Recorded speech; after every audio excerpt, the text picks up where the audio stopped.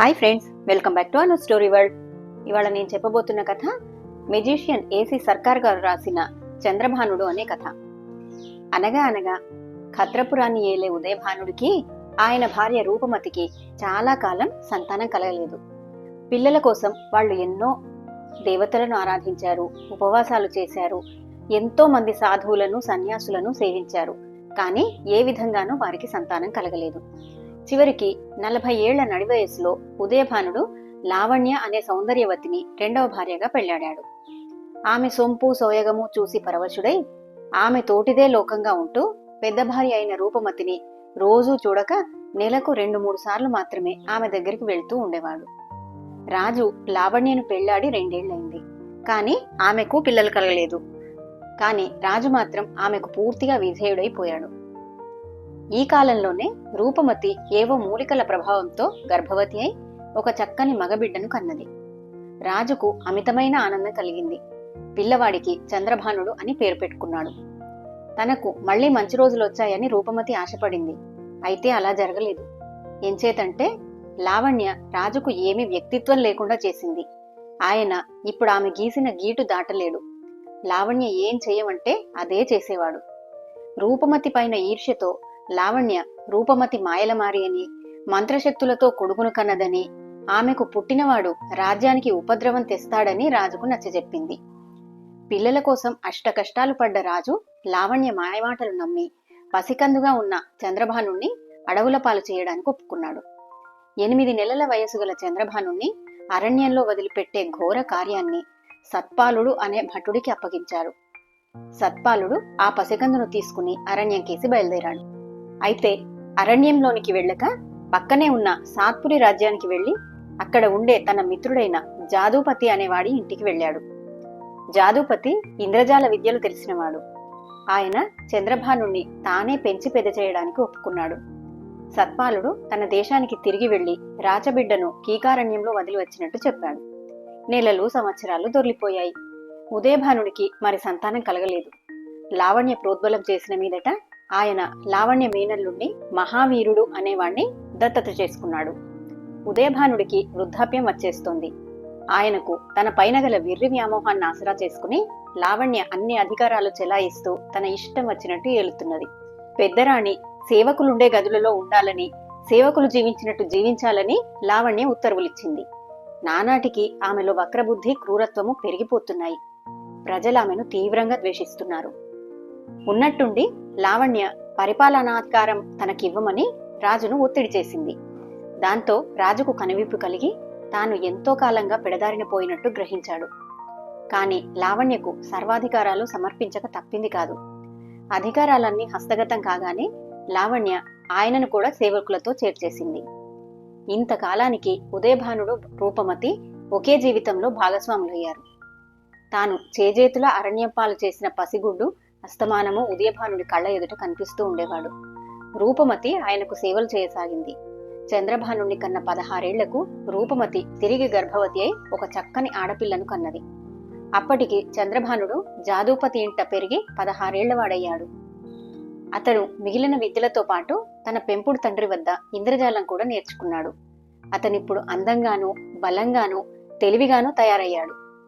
ఒక మంచి రోజు చూసి అతను జాదూపతిని వెంటబెట్టుకుని లావణ్య దర్బారుకు వచ్చి, నేను చంద్రభానుణ్ణి, ఈ రాజ్యానికి నిజమైన వారసుణ్ణి అని ప్రకటించాడు. లావణ్య నిర్ఘాంతపోయి, ఏనాడో అరణ్యంలో క్రూర మృగాల వాత పడిపోయిన వాడినంటావా? వంచకుడా, తక్షణం బయటికి వెళ్ళు అంది. నేను రాజుగారిని ఒకసారి చూడాలి అన్నాడు చంద్రభానుడు ధైర్యంగా. రాజుగారు వృద్ధుడు, రోగిష్టి, సభకు రాలేరు అన్నది లావణ్య. నా తల్లిని చూడాలి అన్నాడు చంద్రభానుడు. నీకొక తల్లి ఉందా ఇక్కడ? ఏమిటి నీ ధైర్యం? వంచన చేసినందుకు నిన్ను ఉరితీయించగలను అని లావణ్య అతన్ని బెదిరించింది. ఆమె తన భటులకు అతన్ని పట్టమని సైగ చేస్తూ ఉండగా చంద్రభానుడు అక్కడి నుండి శరవేగంతో బయటికెళ్లిపోయాడు. ఆ రాజ్యంలో ప్రజలు లావణ్య పరిపాలనతో విసిగిపోయి ఉన్నారు. ఉదయభానుడి పైన గాని, ఆయన పెంచుకున్న వాడిపైన గాని వారికి ఎలాంటి సదభిప్రాయము లేదు. దర్బారులో ఉండే పురప్రముఖులు ఎప్పుడైతే చంద్రభానుని చూసి సింహాసనానికి తాను వారసుడను అనటం విన్నారో అప్పుడే వారికి ప్రాణాలు లేచి వచ్చాయి. చంద్రభానుడు పురప్రముఖులను కలుసుకుని తన వృత్తాంతమంతా చెప్పగానే వారు ఈ పాపిష్టి పాలకురాలి నుంచి మమ్మల్ని ఉద్ధరించు, మేమంతా నీ పక్షం ఉంటాం అన్నారు. వారినందరినీ వెంటబెట్టుకుని తనను అరణ్యానికి పంపినప్పుడు తాను ధరించి ఉండిన దుస్తులు కూడా తీసుకుని చంద్రభానుడు మర్నాడు మళ్లీ దర్బార్కు వెళ్ళాడు. అతను ఆ దుస్తులను లావణ్య ముందుంచి, ఇవిగో నా చిన్ననాటి ఉడుపులు అన్నాడు. పిల్లవాణ్ణి వన్యమృగాలు తినేసిన తర్వాత ఎవరో వీటిని సంగ్రహించి ఉంటారు అంది లావణ్య. ఈ కుర్రవాణ్ణి ముసలిరాజు రాణి చూసి గుర్తుపట్టగలరేమో చూడరాదా అన్నాడు పురప్రముఖులు. ఉదయభానుడు రూపమతి వచ్చి చంద్రభానుని చూశారు. కాని వారతన్ని గుర్తించలేకపోయారు. లావణ్య చంద్రభానుడితో, వంచకుడా, నీ నిజం బయటపడింది, నీకు మరణదండన విధిస్తున్నాను అన్నది. అంతదాకా దూరంగా ఉన్న జాదూపతి ముందుకొచ్చి, అంత తొందర పనికిరాదు. ఇద్దరు వ్యక్తులు తల్లి కొడుకులు అవునో కాదో తెలుసుకోవడానికి ఒక ప్రక్రియ ఉంది. తల్లి చనుబాలు చెరువులో ఒక చివర పోసి చెరువు రెండో చివర కొడుకు కుండతో నీరు తీసినట్టయితే ఆ కుండ నీటిలో ఆ తల్లిపాల జాడలు కనిపిస్తాయి. అందుచేత రూపమతి రాణి స్తన్యం చెరువులో ఒక పక్క పోయించండి. చంద్రభానుణ్ణి రెండవ పక్క నుంచి చెరువులో నీరు తీయనివ్వండి.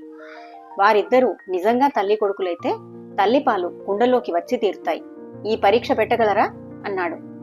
జాదూపతి చెప్పినట్టు జరగడం అసాధ్యం కనుక లావణ్య అలాంటి పరీక్షకు సంకోచించకుండా అనుమతించింది. కాని ఈ పరీక్షలో ఈ మనిషి నెగ్గకపోతే అతనికి శిరచ్ఛేదం తప్పదు అందామె. అందుకు నేను సిద్ధమే అన్నాడు చంద్రభానుడు. పరీక్షకు కావలసిన ఏర్పాట్లన్నీ జరిగాయి. 2 రోజుల అనంతరం రాజభవనంలోని కోనేటి వద్ద జనం గుంపులు గుంపులుగా చేరారు. రూపమతి ఇచ్చిన చనుబాలు కోనేరులో ఒక చివర పోశారు. చంద్రభానుడు రెండో చివర ఖాళీ పాత్ర తీసుకుని నీటిలోకి దిగాడు. అతను తన చేతిలోని పాత్రను నీటితో కడిగి కొద్దిసేపట్లో అందులోకి కొద్ది నీరు తీసుకుని పైకొచ్చాడు. ఆ నీరు పాలలాగా ఉండడం చూసి ప్రేక్షకులు నిర్ఘాంతపోయారు. అతనే రూపమతి కొడుకు అని, సింహాసనానికి వారసుడని పురప్రముఖులు రూఢి చేసుకుని లావణ్యతో, ఇక నువ్వు గద్దె దిగొచ్చు, ఈ చంద్రభానుడికి రాజ్యాభిషేకం చేస్తాం అన్నారు. వారి నిర్ణయానికి లావణ్య తల వంచాల్సి వచ్చింది. చంద్రభానుడు పాత్రలోకి పాలు ఎలా తెప్పించాడు? అతను ఒక చిన్న గుడ్డ పీలికను ఆరగా 12 సార్లు పాలలో ముంచి చివరకు ఎండబెట్టి దాన్ని తన బొడ్డులో దోపుకున్నాడు. తరువాత అతను ఖాళీ పాత్రను కడుగుతున్నట్టు నటించేటప్పుడు ఆ గుడ్డ పీలికను పాత్రలోని నీటిలో వేసి గిలక కొట్టి ఆ నీటికి పాలరంగు తెప్పించాడు. తరువాత అతను ఆ గుడ్డ పీలికను నీటిలో వేసి కాలితో మట్టిలోకి తొక్కేశాడు. తరువాత అతను పాత్రలోకి నీరు తీసుకున్నట్టు నటించి ఒడ్డుకు ఎక్కి వచ్చాడు. యుక్తి పారింది. కోనేరవతల నీటిలో పోసిన పాలే పాత్రలోకి వచ్చాయని అందరూ అనుకున్నారు. అది కథ. కథ కంచికి మనం ఇంటికి. మరిన్ని మంచి కథల కోసం నా ఛానల్ని సబ్స్క్రైబ్ చేసుకోండి. Thank you.